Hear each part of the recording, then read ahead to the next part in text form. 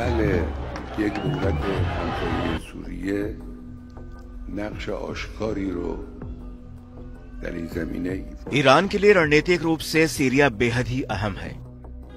वो इसलिए क्योंकि सीरिया के जरिए ही वो लेबनान के हिजबुल्लाह और हमास को हथियार तक सप्लाई करता है और इन्हीं हथियारों का इस्तेमाल हिजबुल्लाह और हमास इजराइल के खिलाफ करते हैं। सीरिया की पिछली बशर अल असद की सरकार को अभी तक ईरान बचाता हुआ आ रहा था और ईरान कभी नहीं चाहता था कि असद की सरकार का पतन हो, लेकिन अब सीरिया में ईरान को बहुत बड़ा झटका लगा है और सीरिया से मिडिल ईस्ट में एक नया समीकरण बनने जा रहा है।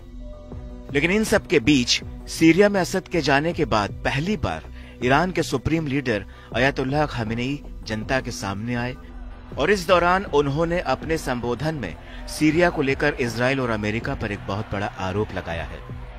दरअसल खामेनेई का कहना है कि सीरिया में जो कुछ भी हुआ उसके पीछे सीधे अमेरिका और इजराइल का हाथ है। खामेनेई का कहना है कि ईरान के पास इस बात के पुख्ता सबूत हैं। खामेनेई का कहना है कि सीरिया की घटनाएं सीधे तौर पर पड़ोसी मुल्क की साजिश की गवाही देती हैं। साजिश रचना, योजना और कमांड केंद्रों के पीछे मुख्य तौर पर अमेरिका और इजराइल ही शामिल हैं। محصول نباید تردید کرد که اونچه در سوریه اتفاق افتاد محصول یک نقشه مشترک آمریکایی و صهیونیستی است. بله یک دولت همسایه سوریه نقش آشکاری رو در این زمینه ایفا میکنه، ایفا کرده الانم। खामेनेई ने सीरिया को लेकर इजराइल और अमेरिका पर खुलकर हमला तो किया, साथ ही उन्होंने एक बहुत बड़ी बात भी की, वो ये कि जिस प्रतिरोधी की धुरी को इजराइल के खिलाफ ईरान ने खड़ा किया है वो सीरिया की वजह से कमजोर नहीं होगी, बल्कि वो और ज्यादा मजबूत होगी और उसका और ज्यादा विस्तार होगा। यानी साफ है कि आज सीरिया की अगर बशर अल असद सरकार निशाने पर थी तो कल इजराइल निशाने पर होगा। مقاومت اینه، جبهه مقاومت اینه. هرچی فشار بیارید محکم تر میشه، هرچی جنایت کنید پر انگیزه تر میشه، هرچه با اونها بجنگید گسترده تر میشه.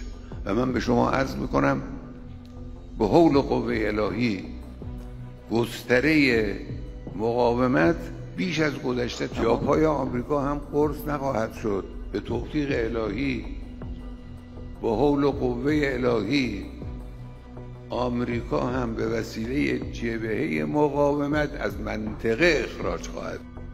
आईसीसी द्वारा नेतन्याहू की गिरफ्तारी वारंट पर भी खामेनेई ने अपनी प्रतिक्रिया जताई। उन्होंने कहा कि नेतन्याहू की गिरफ्तारी काफी नहीं है, बल्कि इजरायलियों का वारंट जरूर जारी किया जाना चाहिए। इसके अलावा उन्होंने ये भी कहा कि लोगों के घरों पर बम गिराना इजराइल की जीत नहीं है, जिसे वो समझ रहा है। کاری که اینا کردن پیروزی نیست، جنایت جنگی است. حکم بازداشتشو صادر کردن، کافی نیست. حکم اعدام نتانیاهو خانه های مردم پیروزی نیست. احمقها خیال نکنن چون خانه مردم رو بمباران میکنن، چون بیمارستان رو بمباران میکنن، چون اجتماعات مردم رو بمباران میکنن پس پیروز شدن. نه، هیچ کس در دنیا این رو پیروزی نمیدونه. این پیروزی نیست، اینها پیروزی نیست. این پیروزی نیست، اینها پیروزی نیست. आपको बता दें कि खामेनेई ने सीरिया में ईरान की सेना भेजने को लेकर भी एक बहुत बड़ा बयान दिया है। उन्होंने कहा कि जब सीरिया में विद्रोही गुट दमिश्क की तरफ बढ़ रहे थे तब ईरानी सेना ने सीरिया में जाने की पूरी तैयारी कर ली थी, लेकिन अमेरिका ने हवाई और जमीनी रूट्स को पूरी तरह से बंद कर दिया था, जिसकी वजह से हमारी सेना सीरिया तक नहीं पहुंच सकी। खामेनेई का कहना है कि मुझे मेरे जनरलों ने बताया था कि हमने सीरिया में जाने की पूरी तैयारी कर ली है, लेकिन अमेरिका ने हवाई और जमीनी रास्ता ठप कर दिया।